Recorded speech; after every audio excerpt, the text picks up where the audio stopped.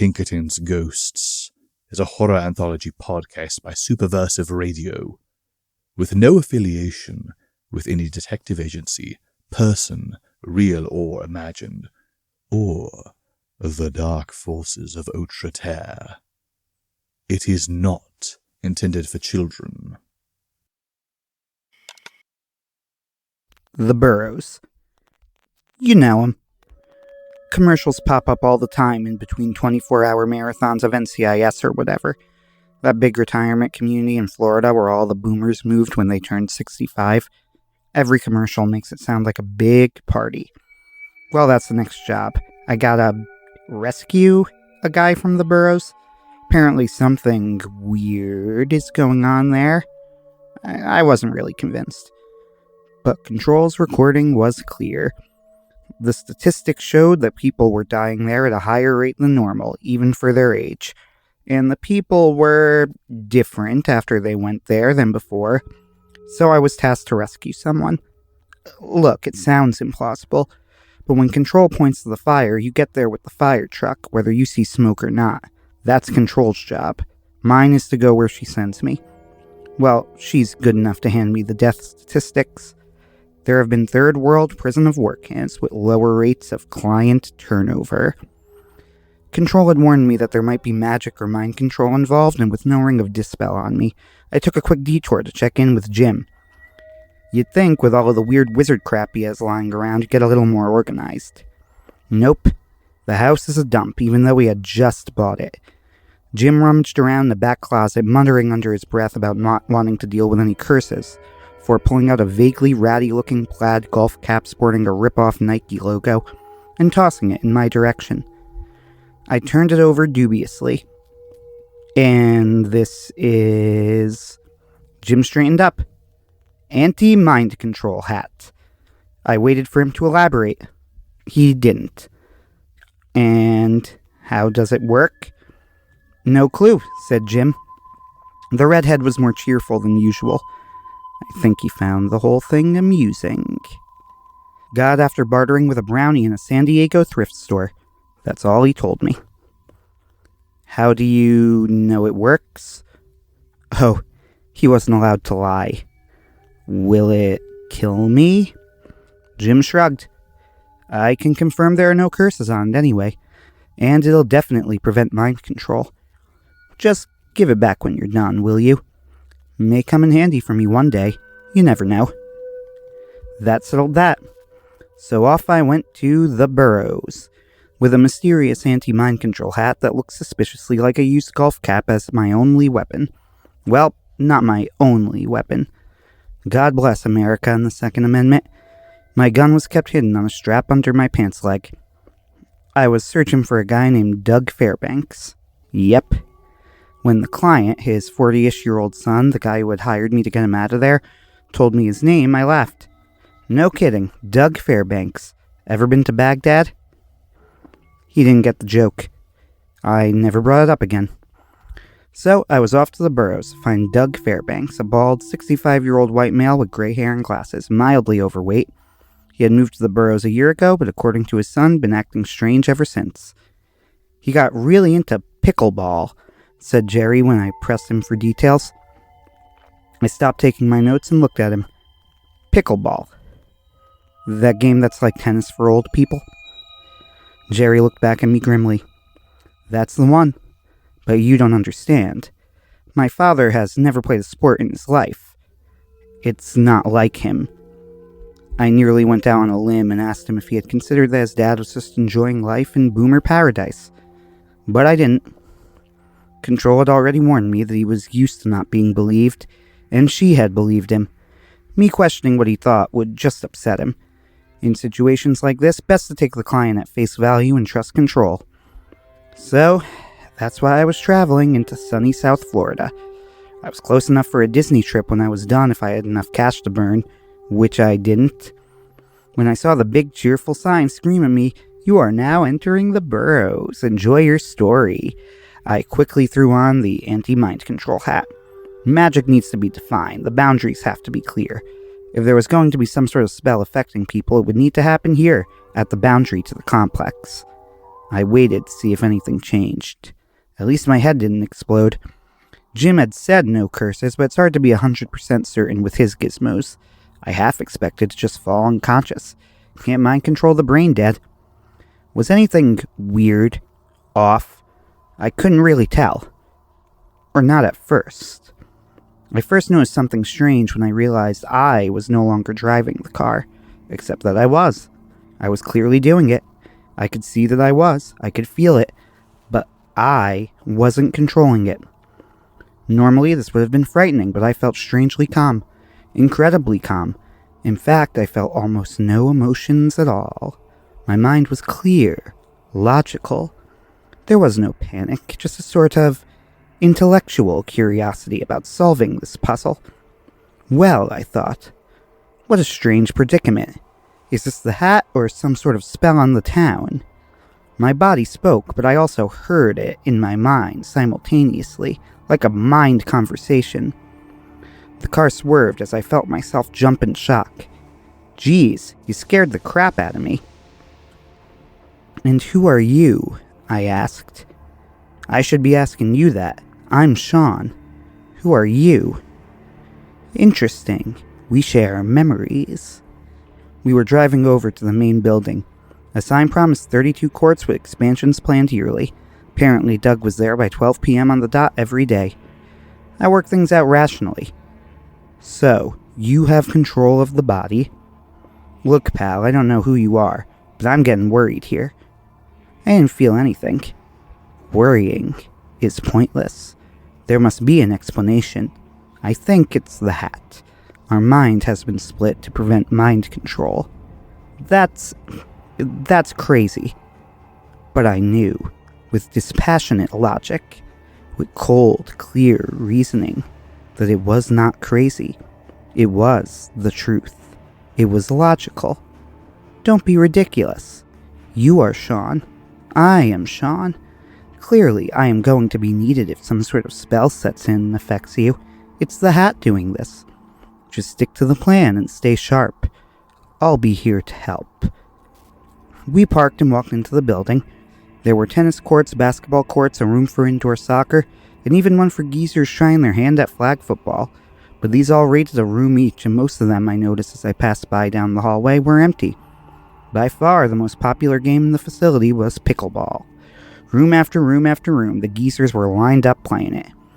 We, or should I say let's go with we, were about to start asking around for Doug when a man stopped us. He was a young, cheerful-looking black guy wearing athletic shorts and a Burroughs branded t-shirt. Hey, buddy, what are you doing here? Looking for someone? Before I could pitch in, my other self spoke. Yes, actually. We're looking for a guy named... slow down there, buddy.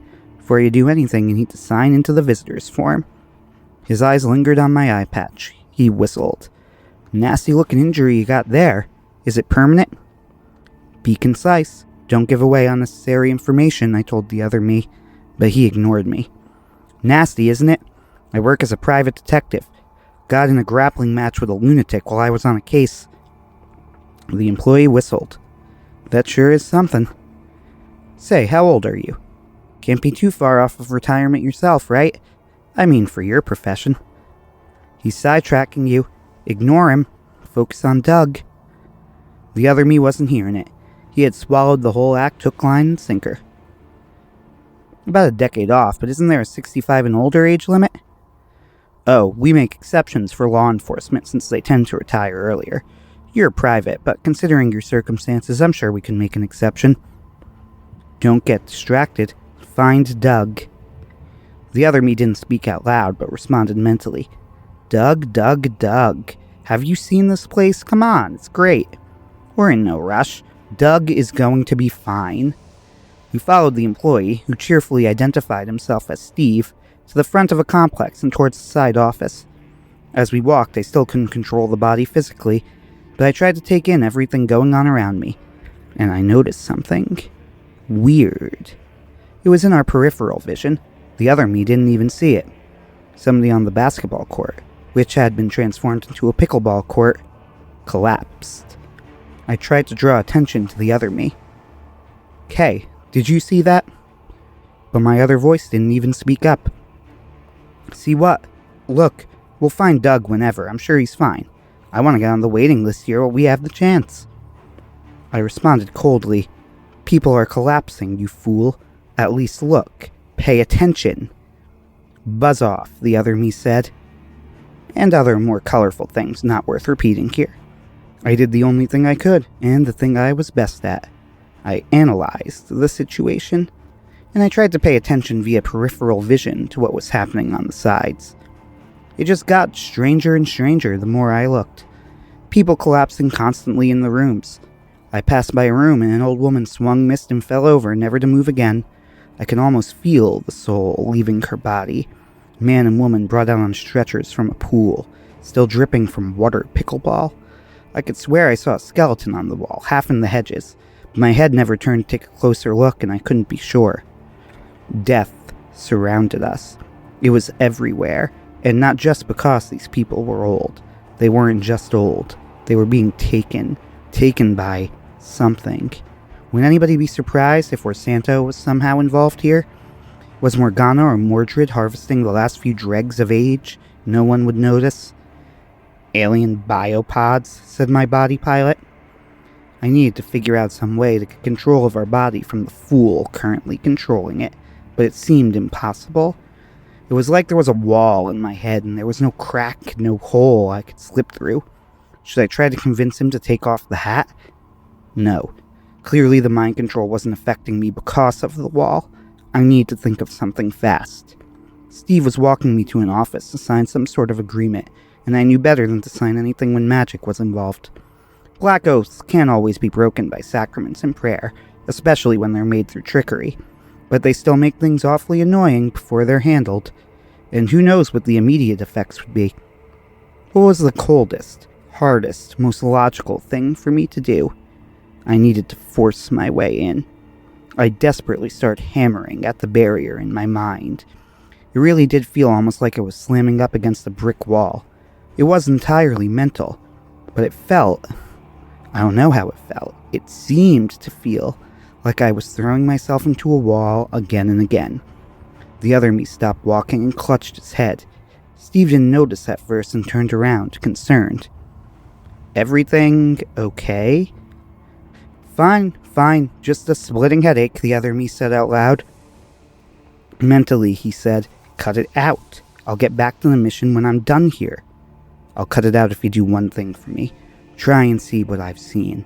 Let me show you. If I do, will you cut this out? Sure, fine, but you need to see. The barrier in my mind cracked open just a touch, and I showed him everything I noticed. The stretchers, the bodies, the stench of death in the air. The whole thing took about a half second, but it was enough. The other me staggered over. Steve had his hand on our shoulder. Are you okay? You need a water or... The other me was breathing heavily, but it worked. I got through to him. Grabbed Steve's shoulders. Where is Doug Fairbanks? I'm sorry, sir, but I can't... In a flash, the other me had his gun drawn. I noted coolly that this was not necessary. There was a sweet spot between panic and lackadaisy, but the other me was too emotional to notice. We'd have to flee the property. And it shouldn't be too hard in the end. Paranormal Pinkertons always make preparations for this sort of thing. I said, where's Doug Fairbanks? Tell me now. Our hands were shaking. I didn't know black people could turn white with fear, but Steve managed it somehow. He's in Pickleball Room 9. Don't kill me. The other me didn't hesitate. We turned and started sprinting down the hall. I calculated our options. This place was under a thrall, a sick thrall. Everyone here was marked for death. There were bigger things going on here than we could know. What were these deaths feeding? An eldritch god? A cultic power? Was it just a sick thrill for psychopaths? But the more I thought over, the more it became clear to me. There was only one logical solution, one coolly logical thing to do, one purely rational move. Do I have to spell it out? Call it the Jack Morrow special. The Burroughs had to burn. Every building, every hedge burned down to ash. Every basement collapsed and every pond poisoned. I don't know if Jack ever burned down a pickleball court. The people here were as good as dead anyway, and we couldn't let whoever was running this place grow more powerful. It was the only way. The other me caught wind of what I was thinking. Absolutely not. And why not? I asked, calm and collected. What objection do you have? It's murder. I won't do it. That's sentiment, I said. These people are going to die anyway. You need to stop what the psychos running this place are doing. I'm not killing these people. I had figured this would be the response, but I was disappointed. Very well. Complete the mission, but you feed lives to a psychic meat grinder because you're afraid of a little fire. At this point, we were at Pickleball room number 9, which had 4 courts. Sure enough, Doug Fairbanks was at court number 3. We sprinted over. Doug Fairbanks. The old man turned in surprise as the pickleball whizzed past him. He looked annoyed. Hey, you made me lose my point. We grabbed him. You need to get out of here. I realized we were on a time crunch. Security had surely been called. How long did we have? Minutes? Seconds? And then the police after. Doug looked confused and waved off his pickleball partner. What? Why? Your son. He's worried about you. He's right. He's completely right. Doug rolled his eyes. Oh, geez, you talked to Jerry. Look, he hasn't been supportive of me coming here since the day I said I wanted to move. Well, you can tell Jerry he was wrong. It's great here. We shook Doug. Look around you. Do you not see the corpses? The ambulance is constantly moving in and out. The stretchers? Come on. We could hear sirens over the muzak that sounded like a discount cruise line band. It was too soon for the police. Doug rolled his eyes. You're being dramatic. We're old. Accidents happen. But it shouldn't be like this. There shouldn't be so many. You have to see that. But I could tell by looking at him that Doug was deeply enchanted. His eyes were cloudy, and while he didn't slur, I couldn't tell it was old age messing with his words or the magic spell. There was no breaking him. His lips were set, and he planted his feet. Now look here, Sonny. I'm not stupid, and... It was pointless. Worse, I could hear footsteps. We had to do something. I had to do something. With all of my mental strength, I hurled myself at the brick wall one last time. We staggered over, but it was just enough to create a small crack. I slugged Doug as hard in the face as I could. He sagged to the ground. It was like someone had snapped the lights off. I had really clocked the old geezer. He groaned, and I thanked God he wasn't dead. I couldn't stay in control, but it was enough. Before anyone could rush us, we drew our gun. Back off. We're taking him. We heaved Doug onto our back in a fireman's carry and sprinted towards an emergency exit at the rear of Pickleball room number 9. We got out just in time as security burst into the room. We practically threw Doug into our back seat and zoomed out of the parking lot seconds before police descended on the entire sports complex. Doug was fine. Groggy for a bit, but he woke up once we hit city limits. As for me, I took off the hat as soon as I saw the "You are now leaving the Burroughs" billboard, with a sad-looking son staring at the ground with his eyes downcast. I guess the hat did its job, but Jim could keep it. I was barely sane with one mind, let alone 2. As for my professional opinion, the Burroughs is above Paranormal Pinkerton pay grade. The odd rescue mission is fine, but let's leave it to the big guns to figure out what the hell to do with it. I'm sure they've got tabs. Days should take some of our workload for once. Sean Russo, signing off. For now. Pinkerton's Ghosts is a podcast distributed by Superversive Radio, licensed under an attribution non-commercial, share-alike international license. This episode was written by Anthony Marchetta and is performed by the same. Ben Wheeler edits, directs, produces, and herds cats. Kid Dickason performs our audio editing. Visit us on Facebook, read articles on superversivesf.com, or listen to us on unauthorized Acast, iTunes, or Spotify. Contact us through Twitter at @PinkertonsGhosts, email us at pinkertonsghosts@gmail.com, or send us noble messenger possums with messages strapped to their backs. Don't worry, they know how to find us. Thank you for listening, and good luck.